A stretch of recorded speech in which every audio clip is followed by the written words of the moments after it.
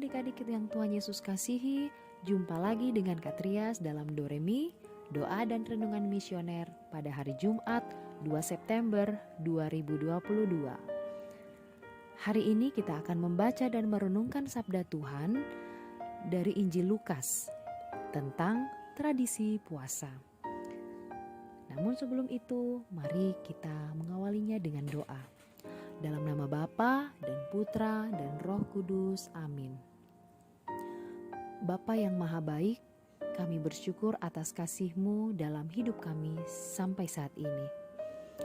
Engkau berkenan memberikan segala yang baik bagi kami, dan secara demikian kami pun bisa melihat kebaikan hati dalam diri sesama kami.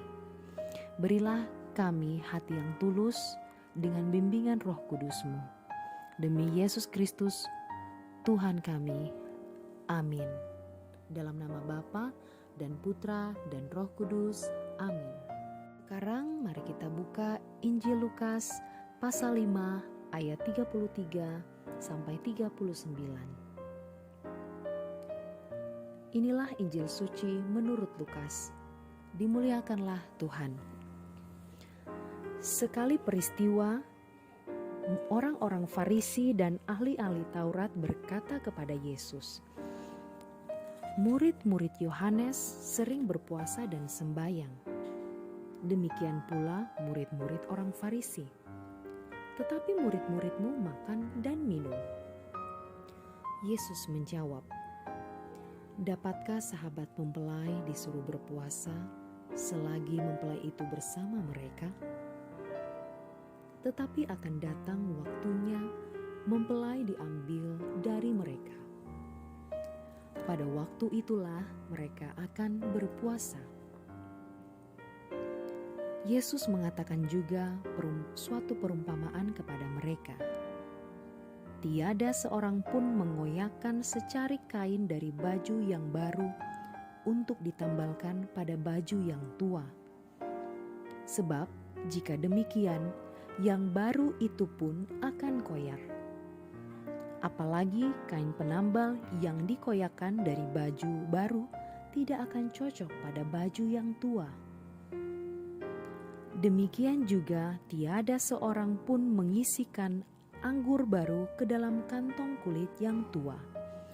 Sebab jika demikian, anggur baru itu akan mengoyakkan kantong tua itu.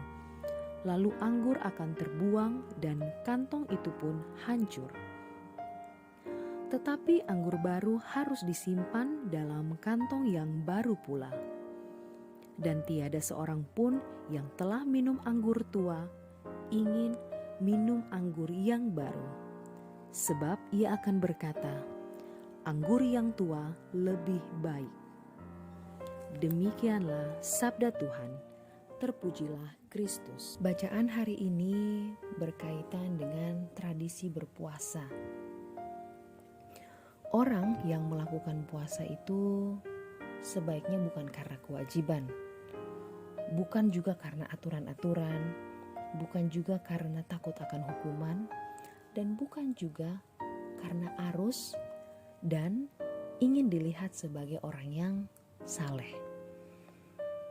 Tetapi orang berpuasa itu seharusnya karena kesadaran diri dan kehendak bebas karena merasa dicintai oleh Allah. Ketika mempelai bersama mereka, mereka sangat bersuka cita. Mereka sangat dekat dengan mempelai dan dikasihi oleh mempelai. Ketika mempelai tidak ada, mereka berpuasa. Puasa adalah tindakan kerinduan kepada mempelai yang sudah mengasihi mereka. Puasa dilakukan dengan sukacita, bebas, tanpa beban, bukan dengan ketakutan karena aturan atau kewajiban. Puasa adalah perwujudan kasih kepada Tuhan. Perwujudan kasih itu jauh dari yang namanya rasa takut. Mau ada orang makan, minum di sekitar kita, silahkan. Jangan takut, puasa akan batal. Mau ada warung makan buka, silahkan. Jangan sampai tergoda, karena cinta kita terhadap Tuhan itu jauh lebih besar daripada rasa tergiur untuk singgah ke warung. Jangan juga memaksakan orang lain untuk mengikuti kemauan kita, karena melaksanakan perintah Tuhan adalah keputusan pribadi kita masing-masing yang bebas dan merdeka.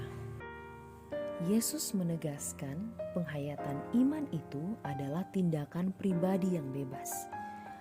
Orang dewasa tahu apa artinya bertanggung jawab.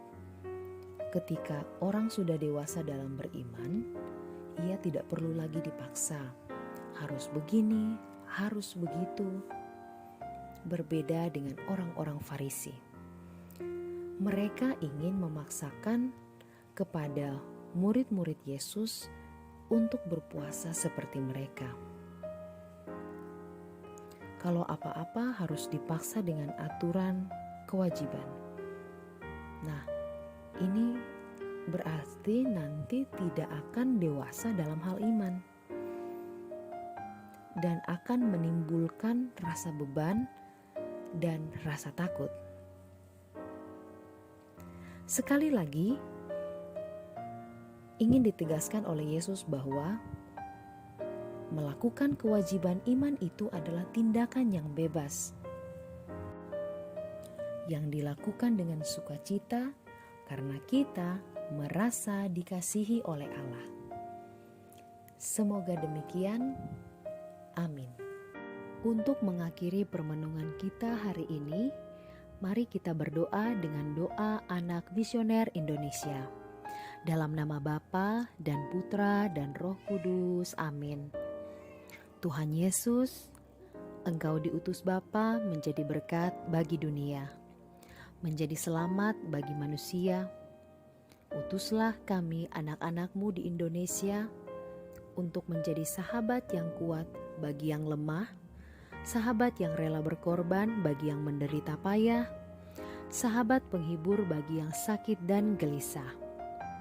Tuhan Yesus, kami pun ingin menjadi utusan-utusan kecil-Mu, teman setia bagi yang tersingkir terlantarkan, teman bicara bagi yang kesepian terlupakan, sobat yang gembira bagi yang sedih dan susah, sobat penuh penghargaan bagi yang tak dicintai. Tuhan Yesus, utuslah kami kini dengan bantuan Roh Kudus-Mu menjadi garam dan ragi yang baik, menjadi terang dan obor yang cemerlang, membawa kegembiraan dan pengharapan. Tuhan Yesus, kuduskanlah badanku dan sucikanlah jiwaku. Kupersembahkan diriku padamu hari ini. Berkatilah semua anak dimanapun juga. Berkatilah semua orang yang kami jumpai, siapapun juga. Amin. Bapa kami yang ada di dalam surga, dimuliakanlah namamu, datanglah kerajaan-Mu, jadilah kehendak-Mu di atas bumi seperti di dalam surga. Berilah kami rezeki pada hari ini, dan ampunilah kesalahan kami, seperti kami pun mengampuni yang bersalah kepada kami. Dan janganlah masukkan kami ke dalam pencobaan, tetapi bebaskanlah kami dari yang jahat. Amin. Salam Maria, penuh rahmat, Tuhan sertamu. Terpujilah engkau di antara wanita, dan terpujilah buah tubuhmu Yesus. Santa Maria, Bunda Allah, doakanlah kami yang berdosa ini, sekarang dan waktu kami mati. Amin. Kemuliaan kepada Bapa dan Putra dan Roh Kudus, seperti pada permulaan, sekarang, selalu, dan sepanjang segala abad. Amin. Dalam nama Bapa dan Putra dan Roh Kudus. Amin. Adik-adik sekalian, Doremi kita hari ini sudah selesai. Kita akan jumpa lagi pada Doremi yang berikutnya. Dadah.